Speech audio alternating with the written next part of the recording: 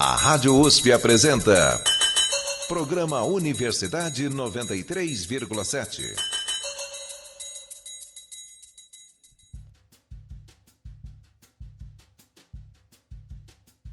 Olá, ouvinte! Meu nome é Arthur Zalewska e este programa é a primeira parte de um especial sobre Jorge Amado, um dos maiores romancistas do Brasil. Eu sou o Marcos Hermanson e vou te apresentar hoje, junto com o Arthur, o jovem Jorge.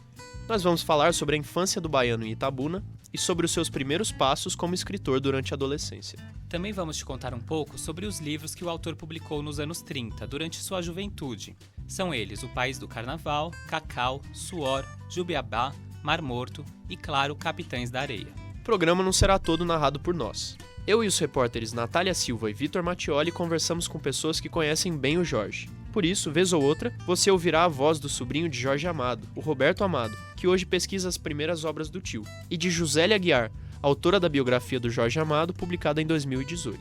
Para você se acostumar com a presença dos dois, ouça um pouco do que Roberto Amado tem a dizer sobre o tio. Eu voltar a me conciliar com ele, escrever sobre ele, me fez ter uma dimensão muito ampla, retomar uma dimensão muito ampla do que ele significou para mim como tio, né? Inclusive quando ele morreu eu mandei uma carta para a tia Zélia explicando para ela que assim, antes do escritor eu era meu tio, porque ele era um tio muito bom, sabe, aquele tio 10. Depois é que ele virou um escritor, né? Agora, ouça a Josélia falar sobre a personalidade do Jorge. Nos passeios, assim, sabe, o grupo de amigos saía passeando nos lugares onde a gente visitava, o Jorge Amado estava sempre lá na frente. Ele dizia, o Topedinho está lá na frente, porque ele era, digamos, agoniado, né? Ele fazia várias coisas ao mesmo tempo. O baiano avexado, né? Como se diz, né? Esse é o Jorge Amado. Jorge Leal Amado de Faria nasceu em 10 de agosto de 1912, em uma cidade no sul da Bahia chamada Itabuna. Morreu poucos dias antes de completar 89 anos, em 6 de agosto de 2001, em Salvador, a 436 quilômetros de seu berço. Entre uma data e outra, Jorge Amado virou Jorge Amado, um dos mais conhecidos escritores brasileiros, com 49 livros publicados. Foi o autor mais adaptado para TV, cinema e teatro, e também o mais traduzido, com obras espalhadas em 49 idiomas e 80 países. Mas, voltando ao começo da história, Jorge nasceu em Itabuna. É filho de Eulália Leal e João Amado de Faria, que deram a Jorge, o mais velho, outros 3 irmãos, Jofre, Joelson e James. João Amado, o pai, era um coronel do Cacau. O título de coronel pode te dar a impressão de que a família Amado era rica, mas a história não é bem assim. Você vai entender daqui a pouco.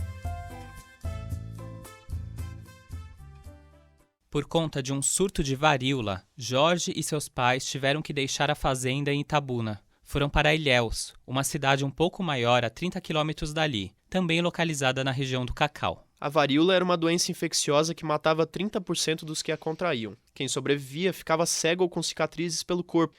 Ilhéus foi, então, um refúgio para a família Amado e o lugar onde os irmãos de Jorge nasceram. Anos mais tarde, Jorge foi mandado para Salvador, para estudar em um internato, e a capital baiana acabou se tornando seu berço literário. Seu professor de português, um padre chamado Luiz Gonzaga Cabral, o apresentou às obras de Charles Dickens, Jonathan Swift e José de Alencar. Padre Cabral viu num Jorge ainda menino uma potência literária e, depois de ler uma de suas redações, sentenciou que o jovem seria escritor. Mas o menino era inquieto.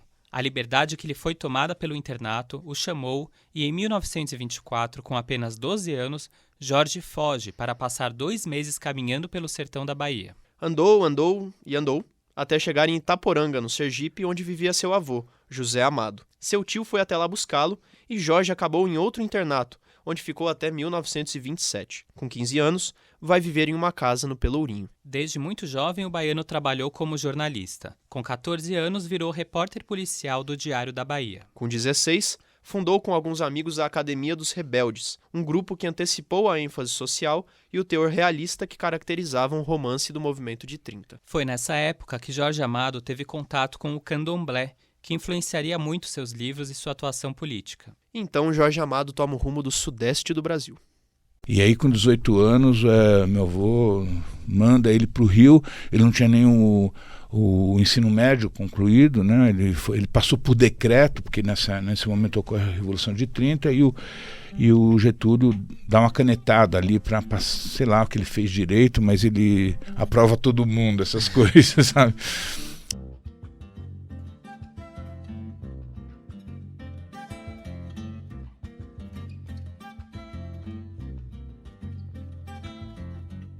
O Rio de Janeiro continua lindo.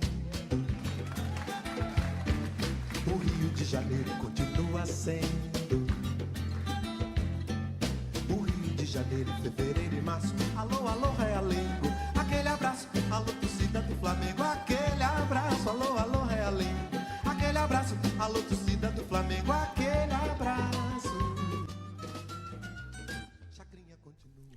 Jorge foi para a capital do Brasil estudar. Ingressou na Faculdade de Direito do Rio de Janeiro em 1931. No mesmo ano, lançou seu primeiro livro, País do Carnaval, que faz um retrato crítico e investigativo da imagem festiva do Brasil, a partir do olhar de Paul Rieger, personagem brasileiro que não se identifica com o país. José explica por que esse livro não dá pistas do Jorge Amado que viria depois. Não dá para dizer que aquele rapaz vai virar um rapaz comunista depois, porque o personagem, né, ele acha que o problema do Brasil é a miscigenação, que vivemos um estado de degradação social, que o Brasil está dando errado por causa da miscigenação. Então não dá para dizer para onde vai esse autor, né? Roberto Amado, seu sobrinho, que há pouco explicou como Jorge foi parar no Rio, está estudando os primeiros livros do autor em seu mestrado aqui na Universidade de São Paulo. Que é uma pesquisa sobre os primeiros 4 romances de Jorge Amado, uma época muito interessante, que faz parte do Romance de 30. Esses primeiros 4 romances ocorrem entre 31 e 35, ele era muito novo, era de 18 a 23, e ele assume uma posição de protagonista desse movimento literário do Romance de 30, e a minha pesquisa hoje é recuperar, selecionar, interpretar, mediar os artigos, né, que ele escreveu nas revistas literárias da época. São mais de 200 artigos que eu já levantei, e são cerca de 300 artigos sobre ele, né, dessa época.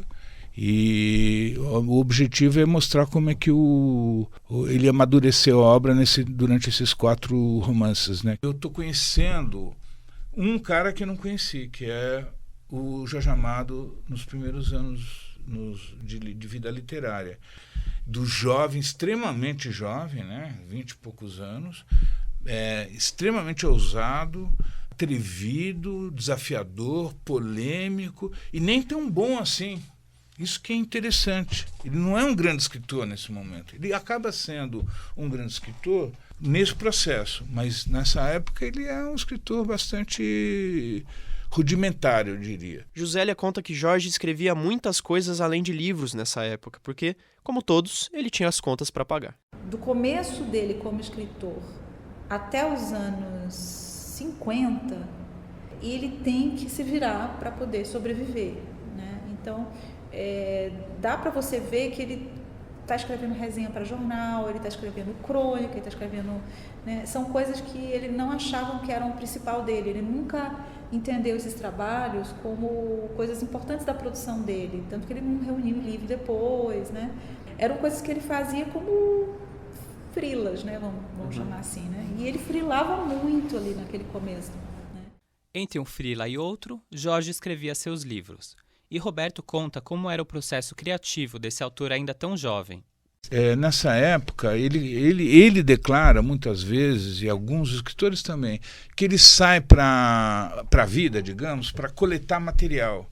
Ele vai fazer uma pesquisa de conhecer, conversar, sei lá o que ele fazia. Às vezes ele ficava deitado numa rede mesmo. Mas, enfim, ele sai para viver a vida, né? Porque nessa época existia essa tendência de retratar a vida como ela é, aquela coisa da honestidade, o realismo específico dessa época e tal. E os escritores mais academicistas, mais conservadores, achavam isso um absurdo, porque eles diziam que o romance tem que vir da alma, sabe? Assim, É um processo de inspiração, de produção dos sentimentos e da alma. E ele quebra isso assumindo e declarando mesmo, eu estou indo coletar material, eu estou indo pesquisar.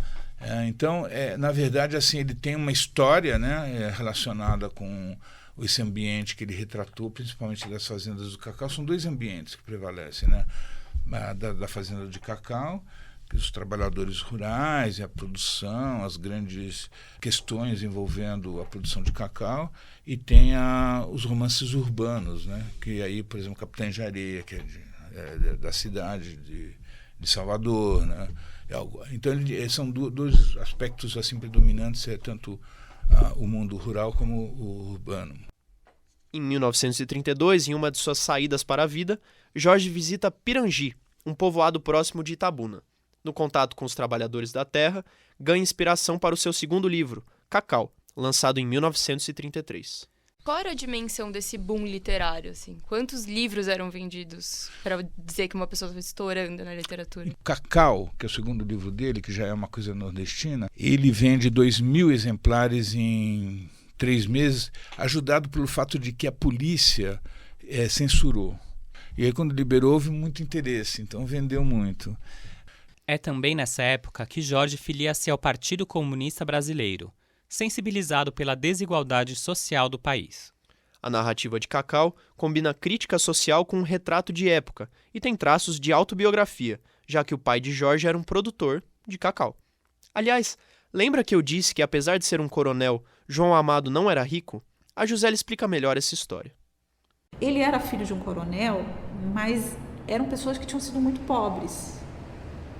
Então, a origem familiar é uma origem pobre, não é uma origem de herdeiros. Isso faz uma diferença, né? São pessoas que tiveram um contato muito íntimo com a pobreza, com as classes mais baixas, né? Tanto que tem uma característica, por exemplo, do pai dele, que sempre se comenta, que ele era mão de vaca, que ele não gostava de gastar dinheiro, enfim. E a outra coisa que se fala muito é dos hábitos mesmo, familiares, que eles usavam a mão para comer, quer dizer, uma coisa que no interior, assim, da Bahia, é uma coisa que às vezes a pessoa tem dinheiro, mas tem o hábito de comer com a mão. Quer dizer, tem dinheiro naquele momento, mas não são pessoas que, vamos dizer, que são de uma família tradicional, sabe? Então, isso é interessante de chamar a atenção. Porque durante muito tempo eu li, pesquisando sobre Jorge Amado, um comentário assim, porque ele era um filho de coronel, então falava olhando as pessoas de uma visão privilegiada e tal, então tem que se matizar um pouco isso, né? Quando lançou seus primeiros romances, Jorge Amado vivia a efervescência cultural do Rio de Janeiro. Ali convivia com outros autores, que não eram muitos naquela época. Assim, todo mundo acabava ficando meio amigo. Num dos artigos ele fala que naquela época existiam 300 escritores no Brasil, né? Então ele falava que todos se conheciam. Eles trocavam cartas, se visitavam e tal. E no Rio, o Rio era a capital do Brasil, era onde as coisas aconteciam. São Paulo, apesar de ter abrigado a Semana de Arte Moderna, não era visto assim como uma referência tão forte quanto o Rio. Então lá no Rio é que estavam as publicações, estavam as editoras, estavam os escritores e os críticos. Para você ter uma ideia, vou contar rapidamente um caso, quando O País do Carnaval não é um romance engajado, assim, no sentido de ter uma proposta política e tal, mas aí logo depois, não sei exatamente, mais ou menos na mesma época, a Raquel de Queiroz lançou 15, que já tem uma voz nordestina, que já tem uma proposta social e tal, e ele conhece a Raquel de Queiroz, fica muito amigo, e aí ele dá uma guinada mesmo, motivado por ela para uma abordagem mais social, nordestina e tal. O livro de Raquel de Queiroz, mencionado por Roberto, foi publicado em 1930 e faz parte do movimento de 30, a segunda geração do modernismo no Brasil. Essa escola literária, que dura até 1945, é marcada pela denúncia social e pelo regionalismo, que busca valorizar povos deixados de lado pela literatura produzida até aquele momento, como o povo nordestino. Em uma carta publicada na Folha da Manhã, em 1943, Oswald de Andrade conta como conheceu Jorge Amado. Ele diz o seguinte: Um dia no Rio, quando eu procurava na extinta editora Ariel de Gastão Cruz um volume de Serafim Ponte Grande, fui interpelado por um menino de buço que não conhecia sobre o estado de minhas relações com um poeta querido. Oswald andava meio brigado com o tal poeta querido e estava decepcionado com o mundo da literatura. No texto ele reclama: Quando, depois de uma fase brilhante, em que realizei os salões do modernismo e mantive contato com a Paris de Cocteau e Picasso, quando num dia só da debacle do café, em 1929, perdi tudo, os que se sentavam à minha mesa iniciaram uma tenaz campanha de desmoralização contra meus dias. E Jorge, ainda adolescente, foi responsável pela ressurreição de Oswald como um escritor mais simples, sem os luxos da riqueza perdida em 1929. Ia reiniciar minha existência literária ao lado de alguém que representava realmente uma geração. E esse alguém se chamava Jorge Amado. Oswald elogia Suor, livro publicado em 1934, que retrata um cotidiano de miséria num cortiço localizado no Pelourinho, bairro onde Jorge morava. O livro Jubiabá, publicado em 1936, é descrito por Oswald como uma Ilíada Negra. Ilíada, para quem não sabe, é um poema de 15.693 versos escritos por Homero para narrar coisas que aconteceram durante a Guerra de Troia. Oswald chamou Jubiabá de Ilíada Negra porque o protagonista da história, o Antônio Balduino, é um negro que acaba virando herói. Ele é pobre e passa por muita coisa durante a narrativa. Perde a família, mora na rua, vira boxeador, compõe músicas, vai trabalhar em uma plantação de fumo, até conhecer o amor da sua vida, a Lindinalva. Não vou dar spoilers, mas vale a pena ler o livro. Foi com ele que Jorge ganhou fama internacional. E a obra também serviu de inspiração para a música Lanterna dos Afogados, do Paralamas do Sucesso. O Herbert Viana compôs a letra enquanto ia de casa até um bar com a namorada. No caminho, ele lembrou do nome do bar que Balduino frequentava no livro, o Lanterna dos Afogados, que ficava no cais da Bahia. E aí saiu a música. Há uma luz no túnel dos desesperados. Há um cais de porto pra quem precisa chegar. Eu tô na lanterna dos afogados. Eu tô te esperando, vê se não vai demorar. Oh. E lembra que desde 1932 Jorge era afiliado ao Partido Comunista? Então, depois de 4 anos integrando o quadro do partido, Jorge é acusado de participar da intentona comunista e fica preso por 2 meses. Ao sair, ele é convidado pelo editor José Olímpio para escrever um livro. Surge então Mar Morto, um livro sobre a vida de pescadores do cais de Salvador.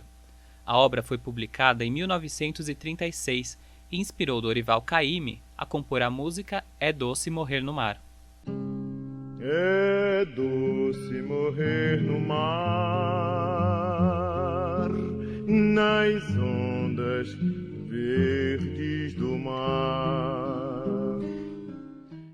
Em meados de 1930, Jorge Amado decide sair para viver mais uma vez. Nessa época, ele já era casado com Matilde Garcia Rosa, com quem teve uma filha, Eulália Dalila Amado. Jorge faz uma viagem longa pela América Latina e pelos Estados Unidos. No caminho, escreve Capitães da Areia, que seria publicado em 1937. O livro conta a história de um grupo de meninos pobres que moram num trapiche abandonado em Salvador e vivem de golpes e pequenos furtos. O bando é feito de personagens marcantes: o destemido Pedro Bala, o pirulito que reza todo dia antes de dormir, o gato que está aprendendo a ser cafetão e Dora, a única menina.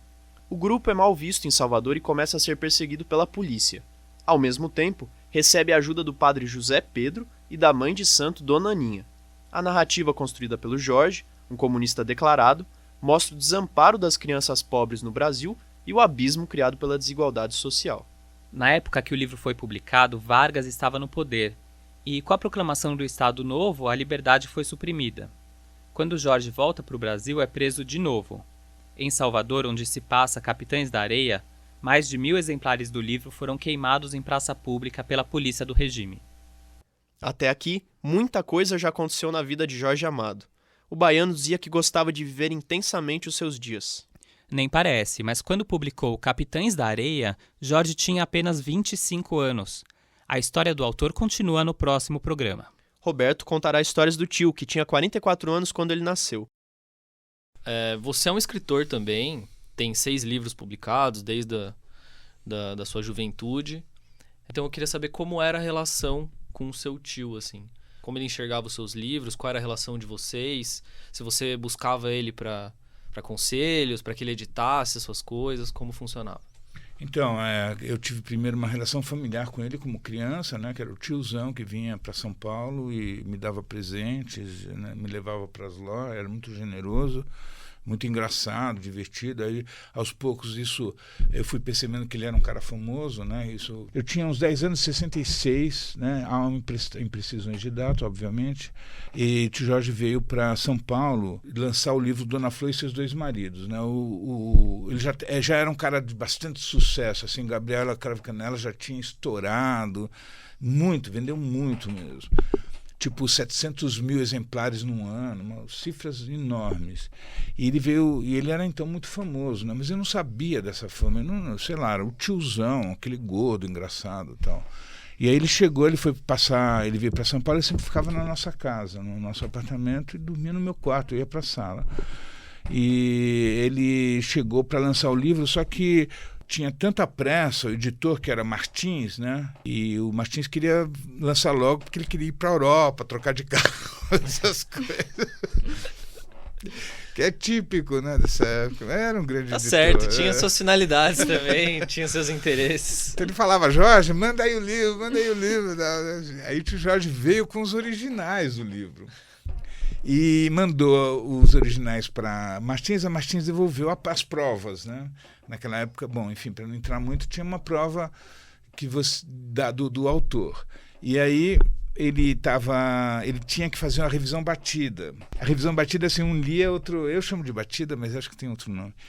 Cotejada também, né? Cotejada, tá. Um lia, outro seguia. Então, tia Zélia ficava numa cama, acompanhando, e Tio Jorge lia, às vezes eles trocavam, né?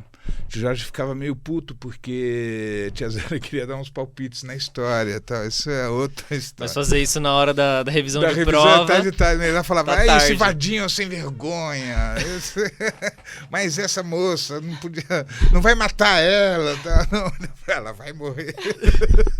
Foi engraçado. E eu tinha 10 anos, ele estava no meu quarto, às vezes eu entrava lá para pegar um material de escola, roupa e tal, e eu tive a ideia de gravar essa de Dona Flor e Seus Dois Maridos, falado por eles, né? Se perdeu, minha mãe jogou fora. Que pena. Que pena. Eu sempre falava, mas você jogou fora o Tio Jorge lendo os livros dele. Mas estava ali, saiu bagunça. Mas aí então, quando eu percebi, e aí comecei a ler ele, mudou um pouco a minha relação com ele, que eu passei a ver a dimensão do escritor. Aí eu era um cara, eu lia muito, era um cara muito envolvido com leitura e tal. Bom, os primeiros contos que eu fiz eu mandei para ele me mandava, escrevia datilografado, mandava na carta, ele me fazia apontamentos à mão, no próprio romance. Em geral eram palavras de incentivo, assim. Quando ele lançou o Tieta, eu já tinha uns 20 e poucos anos, aí teve uma época assim que ele mandava os livros para o meu pai, minha mãe. Eu era criança. No Tieta, que é um livro importante para mim, porque ele me manda o livro para mim, um exemplar para mim. Escreve lá que eu sou confrade dele, temos a mesma profissão. E depois eu tive, como eu era um cara que lia muito, me apaixonava pela literatura, tal, eu tive uma época que eu criticava muito ele, a juventude e tal, né? Ele aceitava as críticas ou vocês tinham algum tipo de discussão sobre a obra dele? Eu não tinha coragem de falar para ele que ele era pior do que o Gabriel Garcia Marques. Falava pro meu pai ficava puto da vida, imagine, não sei o que lá, porque o realismo fantástico daquela época, eu estava apaixonado. E eles eram amigos, inclusive? Nessa época, o Tio Jorge ele era amigo de todo mundo, né? Porque ele era muito famoso, mas ele era muito famoso. Internacionalmente mesmo. Eu tinha acabado de lançar um livro, ele me levou para um almoço na casa do Martins, ele estava aqui em São Paulo, não me lembro qual ocasião, e ele já tinha mandado o meu primeiro livro para o Raduan Nassar. Eu tinha 20 e poucos anos, eu era muito tímido, sabe, não imagine. E eu olhava o Raduan com uma espécie de Deus, assim, embora ele não fosse famoso. E aí, mas ele já tinha escrito Copo de Cólera, que é um puta livro bom. E aí, quando eu conheço, ele fala, você é o Roberto Amado, eu li teu livro, achei muito bom, cara. Você não... O Raduan O Raduan falou isso pra mim, imagine. Tio Jorge do Isso lado, na talvez o cabeça Tio de Jorge influenciou, não sei. Isso na cabeça de um jovem de 20 e poucos anos. Acaba contigo, né? Você fala, bom, encerrei a minha carreira, vamos parar no alto. Josélia falará sobre a atuação política de Jorge como deputado federal e os impactos disso em suas obras. Qual Jorge Amado a gente está falando, né? Então, assim, o primeiro Jorge Amado, ele é menos maduro, né? Então, como escritor, né? Como pessoa, quer dizer, tem a questão do maniqueísmo dos personagens, né? Tem a questão de soluções técnicas que ainda não estão bem resolvidas, enfim. E aí ele vai, eu acho, quer dizer, a minha visão que é um pouco o contrário do que se convencionou falar do Jorge Amado. As pessoas começavam a dizer que o melhor Jorge Amado era o primeiro e o segundo não era menos político, inclusive, era menos, né? Você vê que são públicos muito diferentes. Então, eu, por exemplo, fiz um lançamento em Santos e muita gente que leu Jorge Amado em Santos era muito ligada ao partido, à história da esquerda e tal. Então, muitos disseram, mas o melhor Jorge Amado é o primeiro. Eu fiquei, tá. Tipo, era uma questão mesmo de formação pessoal e política, né? Mas se você analisar friamente, com distância, né, o tipo do texto que o Jorge Amado faz, conforme vai ficando mais velho, é muito mais trabalhado. Ele demora mais de fazer os livros. Então, se ele levava 3, 4 meses fazendo um livro, ele agora leva 4 anos fazendo um livro. Então, quer dizer, é claro que ele melhora, né? Não tem dúvida. E como fica a produção literária dele nessa época que ele é deputado? Muito ruim. Porque ele era muito comprometido com as ideias. Stalin, para ele, era Deus, ele fala isso. Só que aí ele descobre, né, um processo que se arrasta, que Stalin era um torturador, né? Isso foi muito impactante para ele. Mas ele nunca deixou de ser socialista, eu gostaria de deixar isso bem claro. Nem no fim da vida? Nem no fim da vida. Nem no fim da vida ele sempre pregava, o socialismo é o futuro. E nós vamos te contar mais sobre a vida do autor, sobre seu novo casamento e sobre como um comunista fervoroso morreu um socialista democrata. Nosso especial sobre Jorge Amado fica por aqui. Agradecemos muito a contribuição de Roberto Amado e Josélia Guiar, que tornaram esse programa possível ao dividir suas histórias e a história de Jorge conosco. Agradecemos também você, ouvinte, por dividir seu tempo conosco. A gravação desse especial foi feita na Escola de Comunicações e Artes da USP. A locução foi feita por mim, Marcos Hermanson e Arthur Zalewska. As entrevistas foram feitas por Marcos Hermanson, Natália Silva e Vitor Mattioli. A edição de som é de Natália Silva e Eduardo Nogueira. Para encerrar, fique com ele, o grande Jorge Amado. O correto é que nós somos brasileiros. Nós não somos nem europeus, nem latinos, nem africanos. Nós somos a mistura do branco, do negro e do índio. Nós somos bons mulatos brasileiros, bons mestiços brasileiros. Essa é a nossa originalidade. Há uma luz no túnel dos desesperados. Há um cais de porto pra quem precisa chegar. Eu tô na lanterna dos afogados. Eu tô te esperando, vê se não vai demorar. É doce morrer no mar, nas ondas verdes do mar. A Rádio USP apresentou Programa Universidade 93,7.